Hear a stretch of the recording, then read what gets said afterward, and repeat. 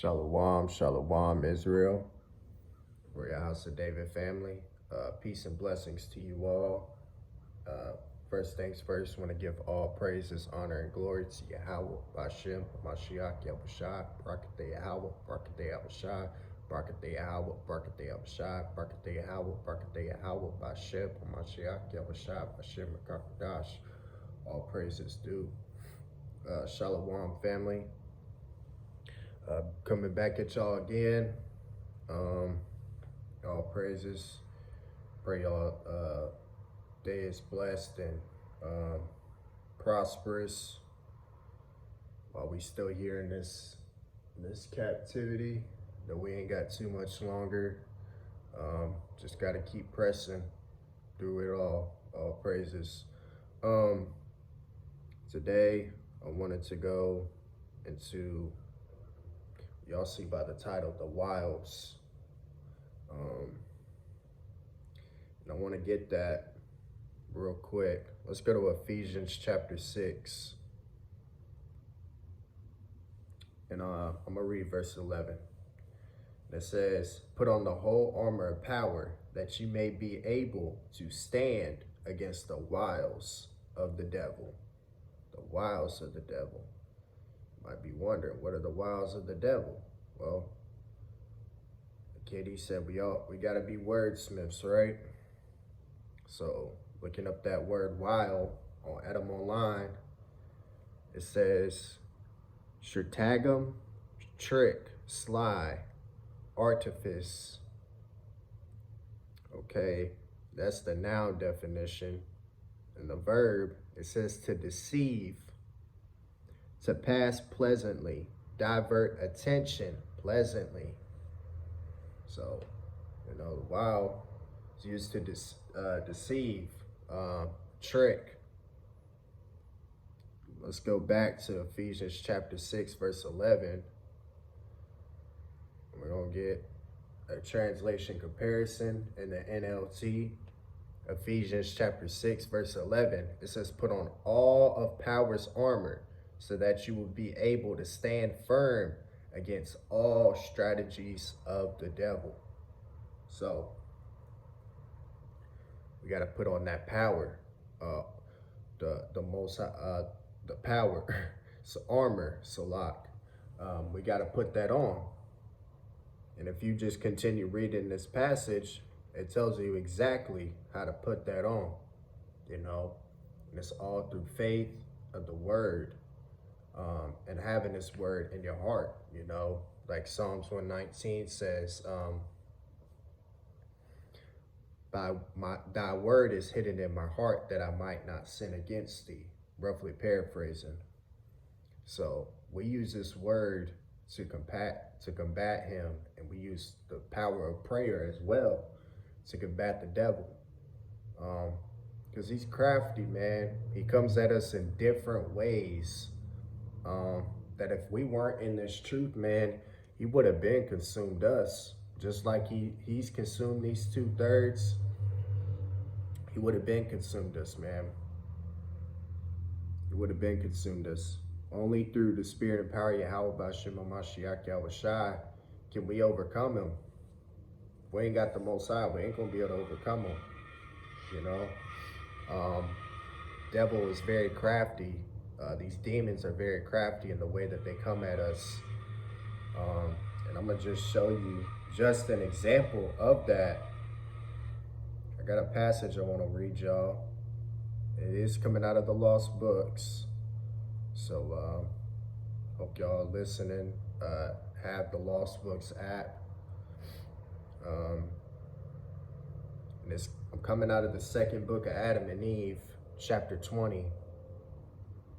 We're gonna read this whole passage and also kind of get some scriptures to follow with it, just to show you, man, devil is so crafty. He is so crafty, man, at what he does. But we know that as long as we have that whole armor of power,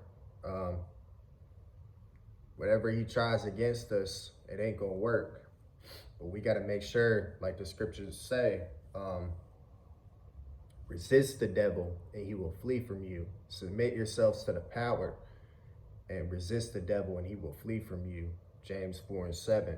As long as we follow that, man, he ain't going to be able to do anything to us unless we allow him to, unless we allow him to. Because we know how he is, man. He likes to tempt us to do things. Never forces us. He tempts us. Just want to go into that today. This is the second book of Adam and Eve, chapter 20. And I'm going to read the little introduction part. It says, ravishing music, strong drink, loosed among the sons of Cain. They don colorful clothing. The children of Seth look on with longing eyes. They revolt from wise counsel. They descend the mountain into the valley of iniquity. They cannot ascend the mountain again. Okay, we'll begin reading at verse 1. Second book of Adam and Eve, chapter 20, starting at verse 1. After Cain had gone down to the land of dark soil, and his children had multiplied therein, there was one of them whose name was Genan, son of Lamech, the blind who slew Cain. But as to this Genan, Satan came into him in his childhood, and he made sundry trumpets and horns and string instruments, cymbals and psalteries and lyres and harps and flutes, and he played on them at all times and at every hour. And when he played on them, Satan came into them, so that from among them were heard beautiful and sweet sounds that ravished the heart. I want to get a quick definition for that word ravished, because means more than one thing. Means more than one thing. I'm gonna go to Adam Online again real quick. Just bear with me.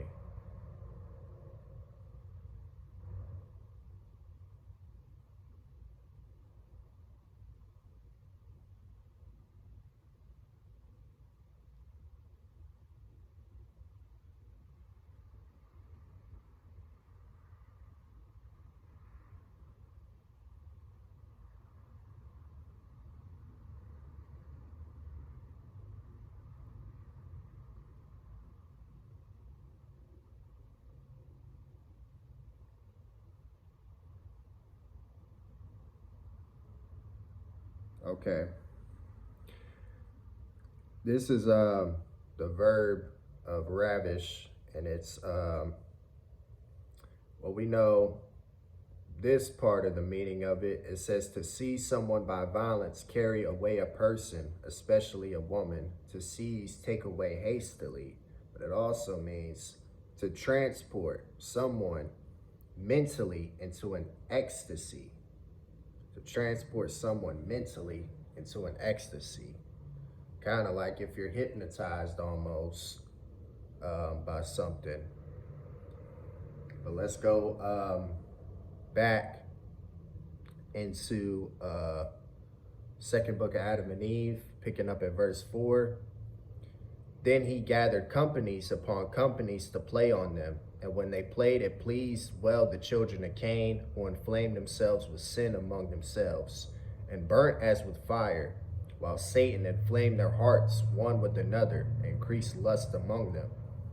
Satan also taught Genan to bring strong drink out of calm, and this Genan used to bring together companies upon companies in drink houses, and brought into their hands all manner of fruits and flowers, and they drank together. Thus did this Genan multiply sin exceedingly.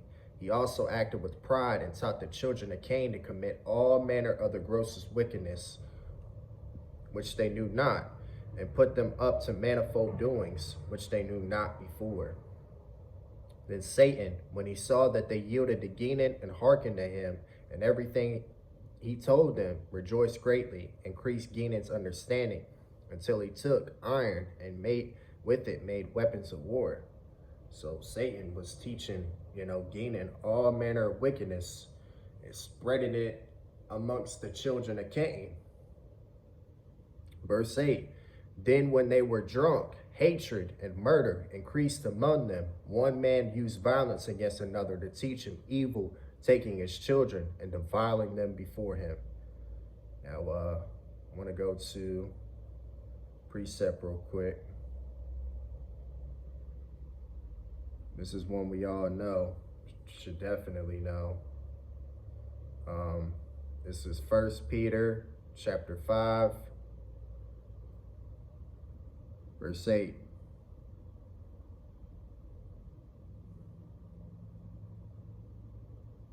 It says, be sober, be vigilant, because your adversary the devil, as a roaring lion, walketh about seeking whom he may devour. So that's why the scriptures tell us to be sober, because that's when Satan likes to come in. You know, when you're under the influence of anything, especially alcohol, man, that's when Satan, he likes to come in. He likes to attack you when you're weak. That's what the devil likes to do. He likes to attack you when you're weak. He likes to attack you, you know, especially when you're not in the right mind state, you know, in a sober state of mind. That's why the scriptures tell us to be sober, because Satan, he'll use that against us. These fallen angels, these demons, they'll try to use that against us, man, and it can stir up wrath in us. You know, that's why the scriptures say, be ye angry, but sin not. That could cause us to sin, you know, especially being under the influence. We see that wrath overtook them by that strong drink. Let's read verse 9. It says, and when men saw they were overcome and saw others that were not overpowered, those who were beaten came to Gideon, took refuge with him, and he made them his confederates. Then sin increased among them greatly, until a man married his own sister or daughter or mother, and others or the daughters of his father's sister, so that there was no more distinction of relationship, and they no longer knew what is iniquity, but did wickedly, and the earth was defiled with sin, and they angered power the judge who had created them. So a whole lot of incest was going on, you know. Whole lot of incest was going on, man. Just all manner of wickedness that, you know, Satan tempted them to do. They listened. Verse 11, but Gideon gathered together companies upon companies that played on horns and on all the other instruments we have already mentioned at the foot of the holy mountain. And they did so in order that the children of Seth, who were on the holy mountain, should hear it. Now, they're trying to get the attention of the children of Seth, which are on the holy mountain. Verse 12, but when the children of Seth heard the noise, they wondered and came by companies and stood on top of the mountain to look at those below. They did thus a whole year. When at the end of the year, Gideon saw that they were being won over to him little by little, Satan entered into him and taught him to make dyeing stuffs for garments of diverse powers, and made him understand how to dye crimson and purple and whatnot. So like I was saying, man, Satan is crafty. He's using Gideon and the children of Cain basically to make themselves look beautiful, you know, make themselves look appealing to the children of Seth. Verse 14, and the sons of Cain who wrought all this and shone in beauty and gorgeous apparel gathered together at the foot of the mountain in splendor with horns and gorgeous dresses and horse races, committing all manner of abominations. Now, I want to get another precept real quick. Let's go to 2 Corinthians chapter 11.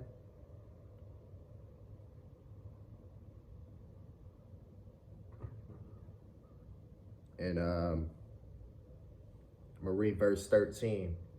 And no marvel, for Satan himself is transformed into an angel of light. So, you know, Satan, transforms himself into an angel of light. That's what he uses to deceive. That's what he uses to deceive. And you can see this right here was just one of his many tactics, you know. As we continue reading, you'll see exactly what happens to the children of Seth and how they just get led astray. But verse 15, meanwhile, the children of Seth who were on the holy mountain prayed and praised power in the place of the host of the angels who had fallen, wherefore power had called them angels, because he rejoiced over them greatly. But after this, they no longer kept his commandment, nor held by the promise he had made to their fathers, but they relaxed from their fasting and praying, and from the counsel of Jared their father, and they kept on gathering together on top of the mountain to look upon the children of Cain from morning until evening, upon what they did, upon their beautiful dresses and ornaments. Then the children of Cain looked up from below and saw the children of Seth standing in troops on top of the mountain, and they called to them to come down. Salakia for any background noise, y'all. That just threw me off. I'm gonna read verse 17 again. I don't know who the hell's outside making that damn noise, but I may have to speak up a little bit if it continues. Verse 17, it says, then the children of Cain looked up from below and saw the children of Seth standing in troops on top of the mountain, and they called to them to come down to them. But the children of Seth said to them from above, we don't know the way. Then Genan, the son of Lamech, heard them say they did not know the way, and he bethought himself how he might bring them down.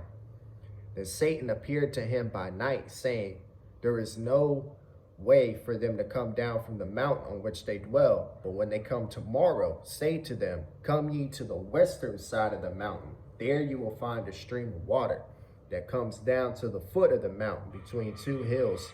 Come down that way to us. So you can see right there, another tactic, man. It's like, hey, ain't no way they're gonna come straight down, but have them come down from the western side of the mountain, the western side. And I just thought that was kind of crazy reading that, just seeing how we're on the west side of the world, this wicked ass nation, America, you know. Just ain't nothing new under the sun, you know. And seeing how we're about to go back to the holy mountain, you know, in Colorado, man, just really shows you the Most High. Hey, he does everything in the same.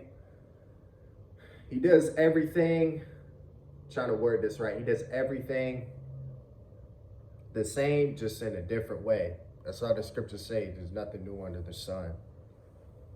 All praises. Verse 20. Then when it was day, Genan blew the horns and beat the drums below the mount as he was wont. The children of Seth heard it and came as they used to do.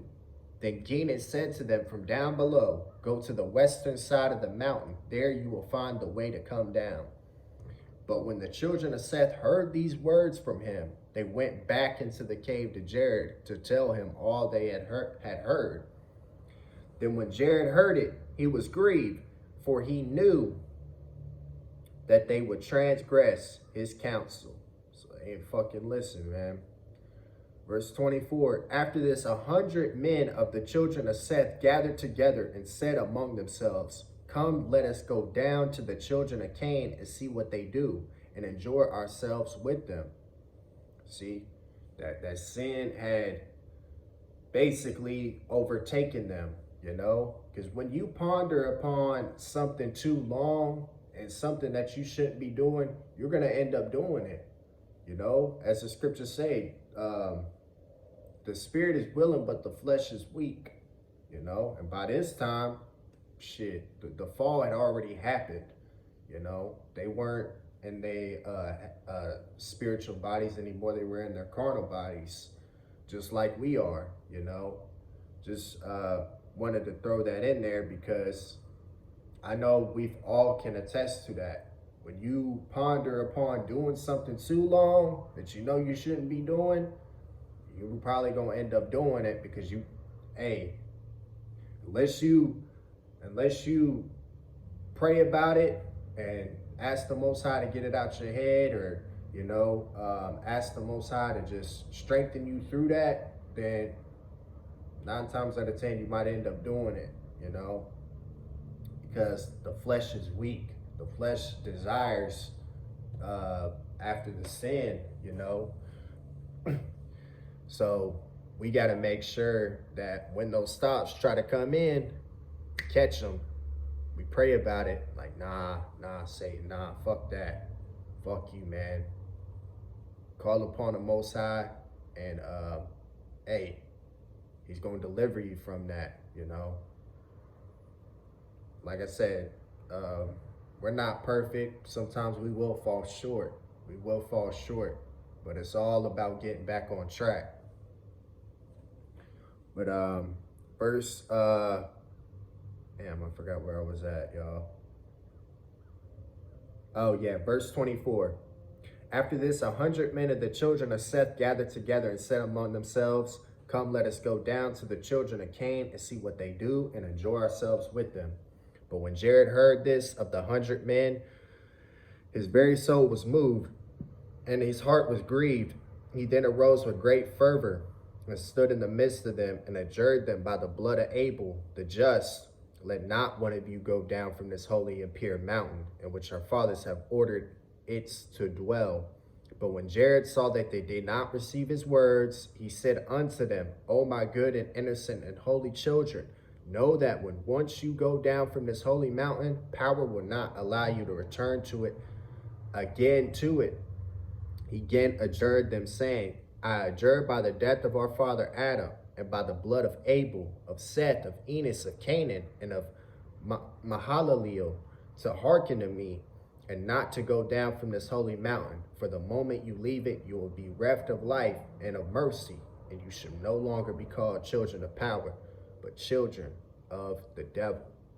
So he was giving them fair warning. Y'all do this, y'all ain't coming back. Don't even try it. Verse 28, but they would not hearken to his words. Enoch at that time was already grown up, and his zeal for power. He arose and said, "Hear me, O ye sons of Seth, small and great.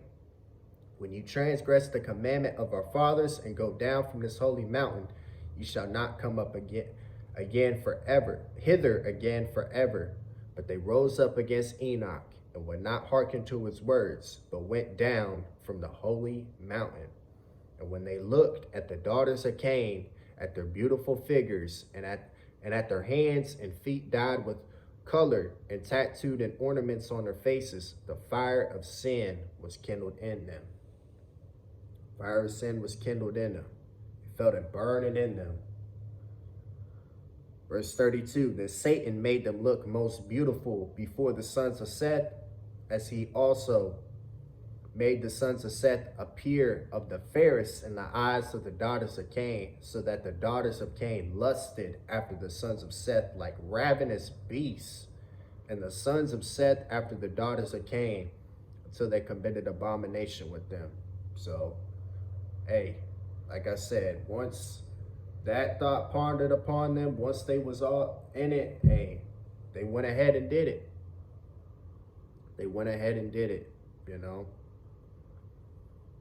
Verse 33, but after they had thus fallen into this defilement, they returned by the way they had come and tried to ascend the holy mountain, but they could not, because the stones of that holy mountain were of fire flashing before them, by reason of which they could not go up again. So they tried, even though Jared had told them, "You're not coming back up here." He told them that.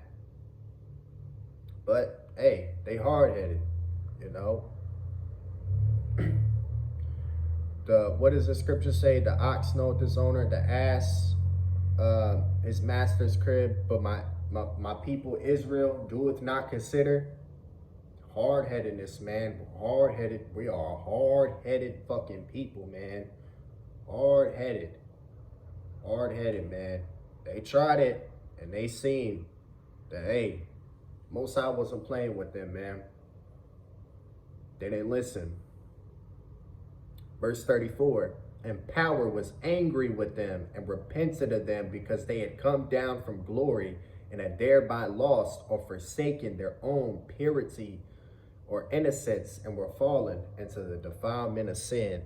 Then power sent his word to Jared, saying, these thy children, whom thou didst call my children, behold, they have transgressed my commandment and have gone down to the abode of perdition and of sin. Send a messenger to those that are left, that they may not go down and be lost.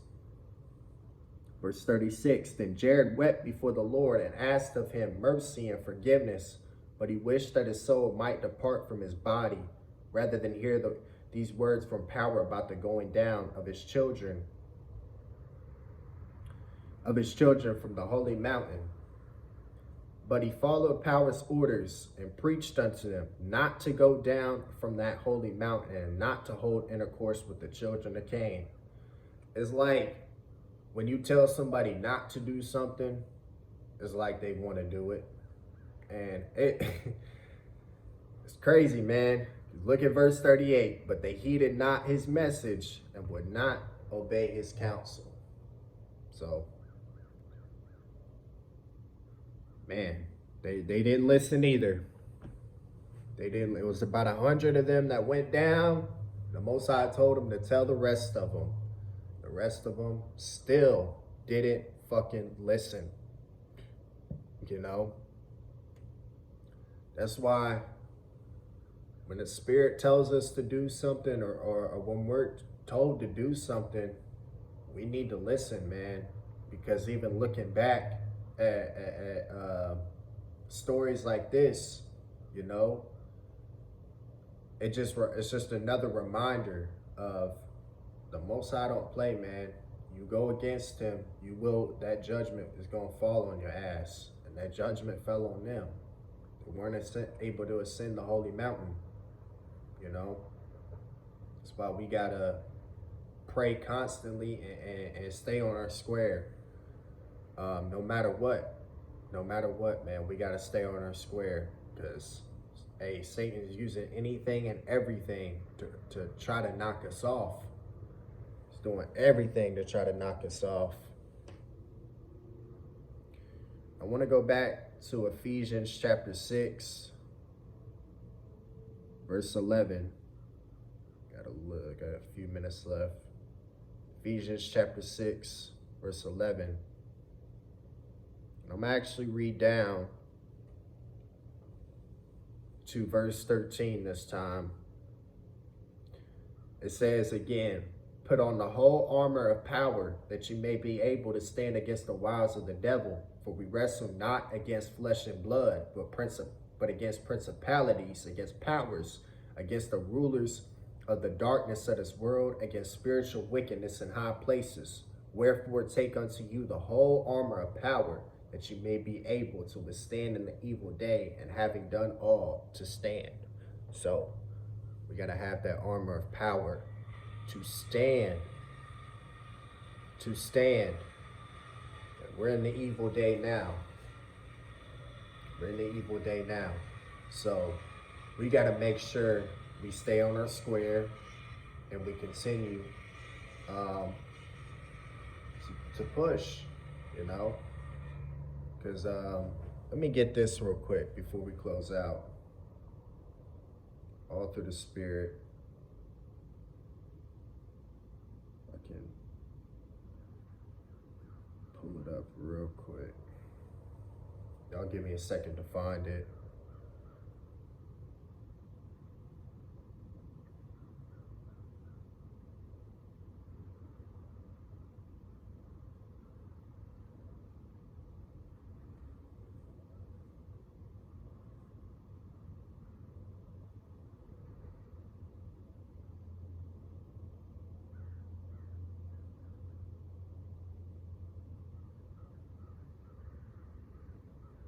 This is 2 Corinthians chapter 2, verse 11. Let Satan, well, let's start at verse 10. It says, to whom ye forgive anything, I forgive also. For I forgave anything to whom I forgave it. For your sakes forgave I it in the person of a Mashiach. Lest Satan should get an advantage of us, for we are not ignorant of his devices. So we're not ignorant of Satan's devices. And that's the wiles. That's those tricks that he tries to throw our way, you know. All we got to do is continue in love, continue in righteousness, and continue on the path that the Most High set before us throughout all eternity. We'll never go back into this again, because we know what it's like to be on the other side. We know we done learned all of this wickedness, man, all of this wickedness, and the reward of it, will never be like this again. And all praises to Yahweh B'Shem Mashiach Yahushai. He chose us to not go through this again. So we're on the verge of graduating, and all we got to do is continue to stay steadfast and unmovable and grounded in this truth. But love y'all, Israel. I pray that y'all was edified. Royal House of David family, peace and blessings. Love y'all. Giving all praises to Yahweh B'Shem Mashiach Yahushai. All praises due. Shalom, shalom, family. Peace and blessings.